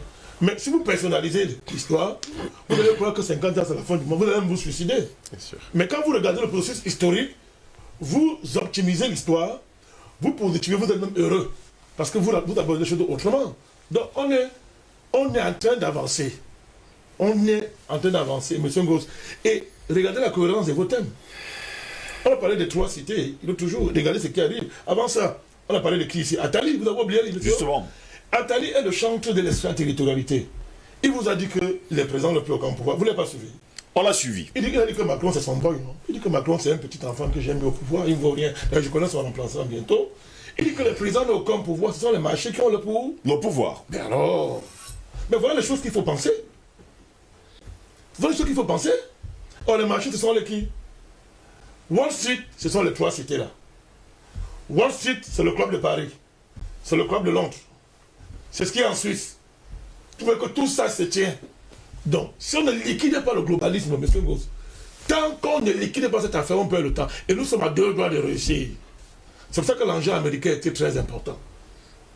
Tout ne se joue pas là-bas. Mais l'enjeu américain est très important en termes de signalétique des dynamiques qui sont en train de travailler le monde. L'état profond est en agonie. Il faut couper sa tête. Quand je parle d'état, je parle de 13 familles là. Comme par hasard, 12 et 1, il faut couper la tête. Et le monde est en train de négocier ça. Et les Africains doivent avoir la conscience de cela et éviter les divisions inutiles. Nous ne sommes pas en guerre contre le président. C'est de l'enfantillage. Il faut arrêter ça. Ce n'est pas un débat sérieux de parler du président. Quand on n'a pas mesure de protéger Kadhafi, Sankara, Gbagbo, et maintenant Touadéra, on se tait. Ne parlez pas des présidents qui trahissent. Voilà les gens qui font des choses. Et par rapport à ces gens, quelle est votre position en Afrique? Nous devons réfléchir comment protéger les Sankara. Les Kadhafi, d'autres sont morts. Mais les nouveaux qui arrivent, est-ce qu'on pourra les protéger? Voilà tout l'enjeu. Hein? Et c'est une réflexion qui dépasse le cadre de la politique. Pourquoi nos universités ne produisent pas une alternative, par exemple, au franc CFA? Vous me dites pourquoi dans nos universités, il est interdit d'en parler. Je vous dis ici que quand nous avons fait un colloque ici au Cameroun, pour sortir de franc CFA, vous savez qui a fait le contre-colloque? Jacques Famandongo. Il allait chercher ses amis de Paris pour venir faire un contre-colloque. Il nous insultait. Et vous savez qui a soutenu après lui? Le JICAM. J'entends qu'il parle des hommes d'affaires. Vous voulez qu'on le fait au Cameroun? Il y a qui? Mais il faut le téléphone débat tranquille. Vous n'avez pas d'hommes d'affaires. Il n'y en a pas au Cameroun, il n'y en a pas. C'est les Bayam, c'est là. Les vrais hommes d'affaires. Les gens oublient, hein. La révolution capitaliste. Ce sont les hommes d'affaires européens qui l'ont fait. Ce ne sont pas les États. Et ils ont renversé l'État féodal pour prendre le pouvoir. Les vrais hommes d'affaires, si on avait au Cameroun, ils seraient en première ligne dans la guerre contre la France. Parce que la France occupe le marché naturel de leur expansion. Mais le GCAM, c'est français. Je dis que... On se comprend, non? Mais son président est allé en France demander la permission au CAC 40 français, comment on appelle la cause de le MEDEF, de venir développer l'économie du Cameroun. Ah bon? Vous êtes Kawamba. Oui, ça s'est fait. Il allait en France dire que venir développer l'économie du Cameroun. C'est le président Biya qui a envoyé faire ça à Paris. Même si le président Biya a une orientation, si vous avez des vrais hommes d'affaires dans un pays, si le président prend une orientation antinationale, il le dépose. On appelle ça homme d'affaires. Est-ce que vous me suivez? Dans un pays où vous avez des capitaines d'industrie, le président ne peut pas prendre des orientations antinationales. Ils vont le déposer. Parce qu'ils comprennent que il s'agit de leur terrain d'expansion qui sont en train de... Vous parlez de quoi? Arrêtez d'accuser les présidents comme les enfants. C'est pas de ça qu'il s'agit. Le débat est sérieux. Dites-moi pourquoi au Cameroun, vous n'avez pas une seule université qui vous sort une théorie où vous dit voici comment on sort du franc CFA du matin au soir. Qui les empêche de faire ça? C'est le président du Cameroun qui demande à la FECAFO de faire des bêtises comme ça. Voyez comment des bandits s'organisent dans un endroit, vont faire des alliances à l'étranger pour paralyser un pays. Même quand le président leur donne les ordres, il marche dessus. Et monsieur, comme si le moment Dieu, un enfant comme ça, il est qui pour que le président lui donne les consignes, il ne respecte pas. Mais parce qu'il compte sur ces alliances étrangères. Mais voilà la réalité de l'Afrique, monsieur. Et c'est vrai dans tous les pays africains. Arrêtons ces choses-là. Il faut qu'on se dise la vérité. Il faut arrêter ça. Donc, monsieur Goss, le problème que nous avons, liquidation de l'état profond. On est en train de beaucoup avancer. Et c'est pour ça que je suis un fervent croyant du vrai Dieu. Parce que quand vous avez Dieu comme allié, vous gagnez. Et Dieu, c'est un Dieu de cycle. Quand un cycle s'est achevé et que les prédateurs refusent de comprendre, Dieu les détruit. Mais pendant que Dieu le fait, il faut que les gens, les bénéficiaires du nouveau cycle soient conscients des enjeux. Tout à l'heure, vous appelez la transformation structurelle, je sors par là. Ça dit, le président du Cameroun dans ses discours, si on prend ses discours, depuis qu'il a été réélu, il insiste chaque année sur le Made in Cameroun. Il a dit ça depuis qu'il a été réélu. Moi j'ai tous ses discours. Il insiste sur le Made in Cameroun. Ok. L'administration dit qu'on a compris le président. On nous sort dans la théorie de la transformation structurelle à l'horizon 2030. Est-ce qu'on nous a expliqué de manière scientifique, sérieuse, d'une manière sérieuse, pourquoi on a liquidé le DSE? Comment, monsieur Yam, c'est vous qui êtes économiste, dites-moi comment on a liquidé le DSE. Moi, je veux comprendre. Dites-moi comment on a liquidé le DSE. Moi, je veux comprendre. Pour passer à cette affaire. Pourquoi? Comment l'État fonctionne? Parce que vous voyez ce pays-là. Quand la France entre en guerre, c'est pas toujours pour les Français. C'est même rarement pour le compte des Français. C'est pour le compte de la corporate, des 3 C là, des 3 cités. Comment ils font pour avoir tous les États dans leurs mains? À partir du moment où les gens contrôlent les marchés financiers et que vos États dépendent de la dette, chaque État a besoin d'argent. Pourquoi les États ont besoin de devises? Pour financer le train de vie des élites. Monsieur ici. C'est ça. Un pays comme le Cameroun, sur 100 Camerounais, vous avez 80 qui peuvent vivre sans les devises. On appelle ça l'économie informelle. C'est la réalité du Cameroun. 80% de notre économie est dans l'informel. Donc ces gens-là peuvent vivre sans les devises. Hein. Mais le 20% restant là ne peuvent pas faire 2 jours sans aller à Paris, sans importer le camembert. Donc il faut des devises pour que l'État fonctionne. Or les devises sont contrôlées par les qui? Les 3 C là. Ouais, le problème que nous avons, les 3 C. Et quand les 3 C vous donnent de l'argent, ils vous demandent de créer une entreprise. Écoutez bien, quand ils vous donnent de l'argent, vous créez une entreprise, votre pays devient une entreprise qui est évaluée en bourse, qui est évaluable à un stock de milliards de francs, de milliards de dollars, qu'il faut rembourser par rapport à votre dette. Et quand vous ne remboursez pas, ils ont déjà des notations qui passent de temps à dire que tu es A, tu es 3A, tu es B, tu es 3B, tu es C. Ils te classent. Et quand ça ne marche pas, ils donnent un signal. Un État comme l'État de la France, qui est lui-même surendetté, plus de 100% de son PIB, qu'est-ce qu'il va faire? Il prend son appareil militaire, il vend ça à ces gens, il vous fait la guerre, et en retour, il a un pourcentage. Merci. Est-ce que vous pouvez de vous dire, c'est vrai pour tous ces États-là, qui vendent les éléments de la puissance militaire au service de ces gens, dont les Africains imaginent, ils rêvent que le cycle de mouvement de l'économie, comme c'est passé de la Chine là, que ça va passer naturellement vers l'Afrique, qui n'a qu'à présenter au monde ses coûts de facteurs les plus moins chers. C'est-à-dire que des populations qui sont nées pour être esclaves, donc la main d'œuvre à bon marché, c'est ce qu'on vend à ces gens-là. Mais c'est faux. Ça ne peut pas se passer comme ça.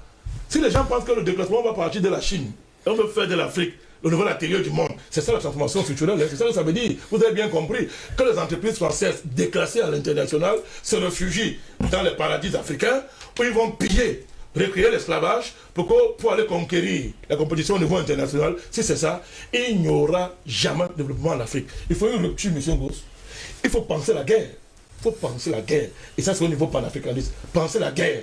Si les États font seulement un panafricanisme de la défense pour se protéger, on va faire un très grand pas. Il faut penser la guerre. Et comme je l'ai dit, il faut penser comment protéger le nouveau Sankara, le nouveau Kadhafi, le nouveau Touadéra, le nouveau Gbagbo. Donc il y a un timba maintenant que doivent faire les producteurs de cacao sur le continent africain, quand on sait d'ailleurs que pour satisfaire le marché, il faut également satisfaire le marché local. Et demander, vous l'avez dit d'ailleurs en début de cette édition, demander aujourd'hui un crédit bancaire dans une banque française ou alors une banque locale, eh bien pour produire en tout cas l'igname, le manioc ou encore le plantain, eh bien on ne vous recevra jamais et vous ne recevrez pas un seul copec. Comment comprendre cela? Tout est à comprendre par rapport à... Il faut comprendre cela relativement aux indications que nous avons précédemment données. Nous sommes dans une économie esclavagiste et donc les producteurs locaux sont des esclaves et on ne fait pas de crédit à un esclave. C'est aussi simple que ça. Depuis quand est-ce qu'on prête de l'argent à un esclave? On ne lui en prête pas. Donc, sauf s'il vend sa vie. Oui, évidemment. Et même s'il vend sa vie, on ne lui donnera rien, parce que de toute façon, il n'est même pas un être humain. Pourquoi on lui donnerait quelque chose? Je vais rapidement dire un mot. Le DSCE, il n'y avait rien à liquider parce que c'était vide. Donc, à partir du moment où vous liquidez quelque chose qui a un contenu, mais si ça n'a pas de contenu, c'est vide. Vous ne liquidez pas. Vous passez simplement, vous proposez une autre vacuité, quelque chose d'autre qui est vide, et puis le monde continue. De vide en vide. Donc, vous continuez simplement. Parce que après, vous allez me demander qu'est-ce qu'on a fait du DSRP, etc. Et qu'est-ce qu'on a fait des derniers plans quinquennaux. Donc, après, on remonte indéfiniment et on ne trouvera rien. Donc, le fond du problème aujourd'hui, oui, c'est vrai, on n'a pas... L'objectif n'est pas de couper, je le répète très souvent aussi, de mettre la tête de nos concitoyens sur le bio et de les couper. Mais attention, les gens occupent des positions. Justement, ils nous bouffent les devises qui auraient pu servir à faire autre chose. Justement, ils polluent le pays avec énormément de voitures qui sont là, parce qu'ils ont des packs de voitures qu'on les entretienne. Justement, ils nous créent des problèmes moraux avec les milliers de maîtresses qu'ils ont, avec la pédophilie et la pédérastie qu'ils installent dans le pays. Donc, toutes ces questions-là, nous interpellent quand même et nous sommes obligés d'interpeller leur responsabilité morale, au moins. Donc, maintenant, la responsabilité politique historique est une préoccupation tout aussi importante parce qu'ils ont quand même une signature. Et dans l'Afrique profonde, dans l'Afrique réelle, quand vous n'arrivez plus à faire ce que vous devez faire, vous cédez la place. C'est comme ça que ça se passe. Nous sommes des hommes dignes, des hommes fiers. Nous ne sommes pas des mauviettes, des maximoviettes que les gens sont devenus en Afrique, où ils ont peur même de reconnaître qu'ils ont tort. Mais quelle est cette histoire? Vous avez des gens qui ne savent pas dire « Ah oui, là j'ai tort ». Mais vous êtes devenu quoi, une maximoviette? On a l'impression que les gens ne sont que des maximoviettes, et puis le continent, les autres le savent. Ne l'oubliez pas. Tout à l'heure, président Badakani, vous disiez qu'il s'agit que les gens ont le contrôle des moyens de production, le contrôle des moyens de production, et qu'ils les ont privatisés, et que à cause de cela, évidemment, ils les ont eu par la ruse et par la violence, etc. Mais il fallait préciser peut-être 2 ou 3 petites choses qui vont au-delà et qui deviennent particulièrement théoriques. Et c'est pour ça que le débat, quand il atteint un certain niveau théorique, devient extrêmement intéressant. Il s'agit de quelque chose qui a été théorisé en philosophie. La dialectique du maître et de l'esclave. Il faut que les gens comprennent très bien que c'est comme sous ce prisme-là que les traditions européennes se sont constituées. L'Afrique n'a pas ce modèle d'une confrontation conflictuelle immédiate dès la première rencontre. C'est pas comme ça que l'Afrique fonctionne. L'Afrique fonctionne sur un autre modèle. Et ce modèle de la dialectique du maître et de l'esclave fait que pour l'Européen, quand je vous rencontre, quand nous nous rencontrons, il faut forcément que quelqu'un devienne un maître et un autre devienne un esclave. Mais on peut faire autrement. On peut devenir des compagnons. On peut coopérer, on peut devenir des compagnons, on peut devenir des amis. On n'est pas obligé d'être dans une relation où l'un doit être supérieur forcément à l'autre. Alors, donc, et c'est pour ces raisons qu'ils nous enfument avec une histoire de théorie du genre où on nous dit qu'en Afrique, que les hommes sont supérieurs aux femmes, il faut qu'on soit égaux. Mais c'est quoi cette façon de voir le monde? Mais nous, on ne fait pas comme ça. Après, c'est ça qui va créer les transgenres, les machins et tout. Un type qui ne savait pas. Est-ce qu'il a un homme, il a une femme? Le bidénisme. Bon, donc, bref. À partir du moment où nous sommes d'accord sur un fait, à savoir que l'économie du cacao est une économie esclavagiste, il y a 2 choses à faire. Je vais le dire et je vais rappeler simplement à 3 ans que ce n'est pas parce qu'une chose vous a payé l'école qu'elle est forcément pertinente et qu'elle enlève quoi que ce soit à la pertinence de ce que nous disons. C'est ce qui s'est fait à cette époque. Votre père n'avait même pas le choix en réalité. Et d'ailleurs, nous devons lui rendre hommage d'avoir, dans ce contexte difficile, pu nous donner quelqu'un d'une valeur aussi grande que vous. Donc, qu'il soit remercié, et comme tous les autres papa et maman qui ont travaillé dans le cacao, le café, le coton, toutes ces choses-là depuis toujours. Nous les remercions pour les efforts qu'ils ont fait, mais on aurait pu faire autrement. Parce que si votre père... Mais je allons-y rapidement, hein, donc, plus que quelques minutes pour sortir. Si votre père avait cultivé du taro, si votre père avait cultivé des ignames, si votre père avait cultivé du macabo, il en aurait grande quantité. non, sur 1 hectare. Oui. S'il avait cultivé 1 hectare d'igname, il aurait eu 30 millions de francs CFA par an. Vous aurez une vie infiniment meilleure que celle que vous avez eue. Donc, à partir du moment où nous, l'Afrique, nous savons que c'est cela, eh bien, nous ne pouvons pas donner la moindre crédibilité à une économie du cacao.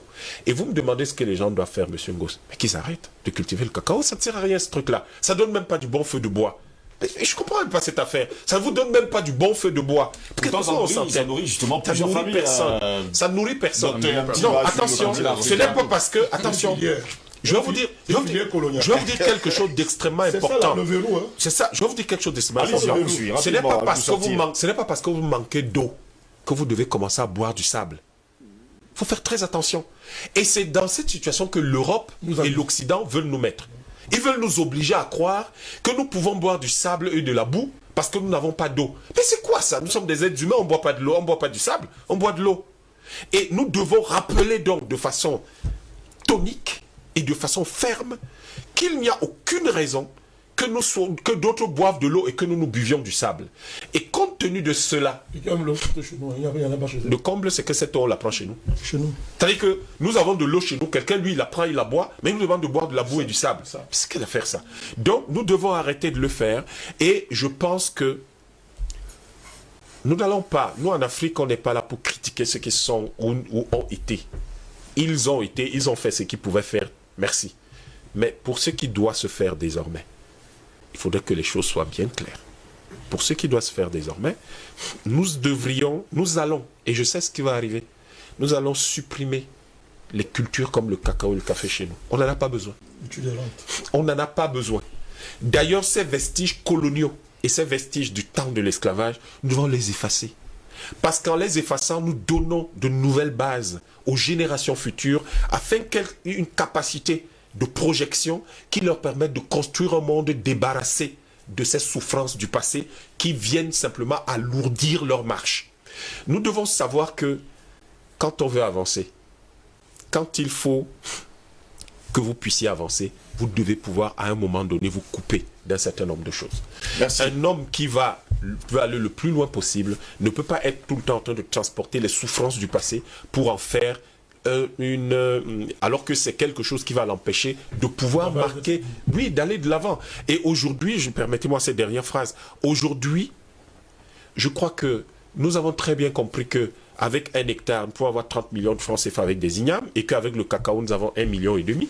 Ces proportions-là doivent être très bien comprises, et que nous devons pouvoir dire au monde, et d'abord à notre peuple et au monde, lorsque nous voudrons construire la nouvelle économie de l'Afrique, la nouvelle politique de l'Afrique, ils doivent être basés sur 2 choses. 2 simples choses. Que voulons-nous? Quel est le rythme que nous entendons donner à la réalisation de ce que nous voulons? Merci beaucoup, Dr Yam Timba. Donc finalement, Timongé, jusqu'à preuve de contraire, pour Dr Yam Timba, il faut arrêter entièrement et totalement la culture du cacao et du café, se concentrer justement sur d'autres cultures que nous consommons. Cela signifie une chose simple, c'est que nous devons justement produire ce que nous consommons et arrêter justement de produire ce que nous ne consommons pas. En réalité, M. Ngos, je pense que la vérité n'a ni tribu ni race. Celui qui accepte la vérité, il est libre. Celui qui accepte le mensonge est esclave du mensonge. Et je voudrais vous rappeler une chose. On peut ne pas arrêter le cacao. Mais si on le produit et on transforme et on convertit le marché. Il faut créer le marché sur place. Oui, bien sûr. Voilà. Et je suis très heureux aujourd'hui de me rendre compte que la plupart de nos enfants qui sont dans la diaspora, ils sont tellement compris qu'ils sont en train de s'organiser parce qu'on est les enfants qui sont formés dans tous les domaines, de sorte qu'ils se mettent ensemble aujourd'hui pour pouvoir créer des structures en Afrique, financer, et je vous donne même une information. Les gens sont même prêts, les gars de la diaspora, de nous aider, nous qui sommes sur les plateaux. Parce qu'à travers l'organisation, ils ont décidé que quand ça va être bien mis en place, tous les mois, ils vont donner 1 euro par Africain de la diaspora pour aider les gens qui débattent sur les plateaux. Parce que c'est important. Et organiser l'Afrique dans le sens d'informer, de former les gens dans ce qu'on est en train de faire. Parce que c'est important. Et ça, avec cette manière de faire, on peut avoir des groupes dans le monde entier qui peuvent mettre la pression sur les États pour imposer ce qu'on doit faire. Parce qu'il ne s'agit pas des États. On passe tout le temps à tirer sur les États, et pourtant les États sont des esclaves. Ils n'existent même pas. Donc, c'est à nous de nous organiser. L'organisation est la matière première de tout ce qu'on peut faire. L'argent vient en second lieu. Si on n'est pas organisé, on ne peut rien avoir. Donc, il faut qu'on s'organise. Et je dis encore, à travers le monde entier, les gars sont en train de mettre en place des coordinations qui vont fédérer toutes les forces. Et maintenant, par spécialité, ils vont réfléchir sur ce qu'on peut produire, sur les banques, sur et tout. Et ils vont s'imposer en Afrique. Parce que tu es ivoirien. On a mis en place une usine, par exemple, de coton au Cameroun. Tu es actionnaire de cette histoire. Et tu représentes ce produit chez toi. Donc, il faut que l'Afrique s'organise. Et on est en train de le faire. Et je dis, c'est un très grand pas depuis des années, parce qu'on n'avait jamais pensé à ça. Et ça va être un think tank qui peut libérer l'Afrique. Merci. Donc, il est temps qu'on se mette ensemble pour pouvoir libérer notre continent de cette dépendance stupide qu'on nous a imposée depuis la nuit des temps, en nous faisant croire qu'on est indépendant. Je vous rappelle une chose. Il n'y a pas longtemps, les Blancs nous ont mis en place l'hymne national du Cameroun. Au Cameroun, berceau de l'ancêtre. Autrefois, tu vécu dans la barbarie. La sauvagerie. On a passé tout le temps à aller chanter. Bon sens. On t'a dit que tu étais sauvage, tu as passé tout le temps à aller chanter. Merci beaucoup, Simon. Tu vécu dans la barbarie. J'ai pas fini. Non, terminons. Le temps nous est imparti. Oui, je sais. Quand terminé pour tu aujourd'hui. l'as dans le séminaire, moi, tu l'as dit le temps est pas. C'est terminé. Bon, je voulais seulement dire que, sincèrement, les gens ont passé tout le temps à nous prendre pour des idiots. Et on a accepté. Et aujourd'hui, il faut qu'on sorte de cette situation où on nous a mis pendant des siècles. Voilà. Albert Anatola, ici, vous avez le mot de fin ce matin pour conclure cette édition de DBS Matin. Oui, je voudrais dire trois choses. La première, c'est qu'il faut changer de modèle économique qui doit, n'est-ce pas, être extirpé, n'est-ce pas, des modèles extravertis. C'est la première chose.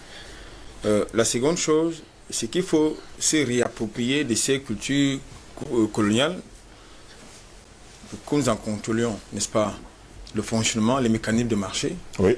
Parce que je ne suis pas militant, n'est-ce pas, de la politique de la terre brûlée. Parce qu'il y a les vestiges qui peuvent servir à la génération future, parce que je pense que dans un avenir très prochain, nous aurons la souveraineté, n'est-ce pas, de notre système éducatif, avec les ouvrages scolaires qui seront édités sur place. Il va falloir que, lorsque vous parlez du cacao à votre enfant, monsieur Yamitiba, que votre enfant sache de quoi il s'agit. Parce que lorsqu'ils parlent du cacao, chez eux, ils parlent du chocolat, mais lorsque leurs enfants leur demandent une tige de cacao, ils ne sont pas capables de leur présenter une tige de cacao. C'est pas important. Donc, il ne faut donc pas que nos enfants arrivent à ce genre d'aboutissement. Donc, c'est important. La troisième chose que je veux dire, c'est quoi? C'est qu'il faut protéger, il faut absolument procéder à la politique de protectionnisme économique. Ça, c'est absolument parce que si ce n'est pas le cas, on va, comme d'habitude, être absorbé. Moi, je trouve scandaleux. Je trouve scandaleux que vous avez sur le continent africain des entreprises qui sont dynamiques, qui ont des choses à faire, mais qui sont absorbées par les multinationales, au sein desquelles vous avez parlé qu'il y a des prix de participation. Ça pose un problème quand même. Donc, c'est de la responsabilité, n'est-ce pas, de nos États. La quatrième et dernière chose qu'il faut indiquer... C'était pas trois choses au départ? Non. Il n'y a pas 304. La quatrième... Si on ne fait pas attention. La quatrième et dernière chose, et je chute par là, qu'il faut indiquer, c'est quoi? C'est que... il est important que nous ayons véritablement, sur le continent africain, d'abord une souveraineté monétaire. Tout passe par là. Parce que si nous n'avons pas de souveraineté monétaire, même si nous créons des usines de montage d'avions, ça ne marchera pas. Nous devons avoir une souveraineté monétaire. Ça, c'est la condition sine qua non. Et ensuite, et je termine par là, je crois que nous avons une diaspora dynamique. Tout à l'heure, là, il a souligné. Il faut que cette diaspora dont les études ont été financées par l'argent du contribuable rentre sur le continent africain, investir. Ils apprennent à aimer leur absolument, parce que, mais surtout, il va falloir que ces gens-là... La bonne diaspora. Hein. Non, il est important, parce qu'il est important qu'on leur demande... Il faut que ce soit cette diaspora qui est aliénée. Parce que nous n'avons pas d'une diaspora aliénée qui va nous inculquer à nouveau les mécanismes, j'allais dire, les instruments culturels de l'autre côté. Merci beaucoup, messieurs, d'avoir été là ce matin pour cette édition de DBS Matin. Je vais également rappeler à nos téléspectateurs ce matin que la France exporte 625% de sa production de cacao qui vient directement du sol africain. Et bien sûr, les pays africains produisent 76% de ce cacao, bien sûr, va directement en France. La Côte d'Ivoire, c'est 43%, le Ghana, c'est 19%, le Nigeria, 5%, le Cameroun, 5% également, ce qui fait un total de 76% du cacao mondial, justement, sur la France. Bien bon, vous allez dire. Et ça continue l'esclavage, j'espère tout simplement on nous a suivis ce matin. Simon, merci d'avoir été là ce matin. Il faut rappeler qu'en 2019, la production française de chocolat a atteint les 730 000 tonnes. La filière chocolat représente 115 entreprises, dont 90% de petites et moyennes entreprises, ou PME. Cette importante filière emploie plus de 30 000 salariés au total, et participe de l'activité économique de toutes les régions françaises. Ici, Christine Muriel, pour Universal News TV. Merci de suivre Universal News TV sur YouTube. Nous vous rassurons que les informations que nous diffusons au quotidien sont suffisamment crédibles. Alors, n'hésitez pas à liker la vidéo si elle vous plaît, et si vous êtes nouveau sur la chaîne. N'oubliez pas de vous abonner et d'activer la cloche de notification pour ne pas rater nos prochaines vidéos.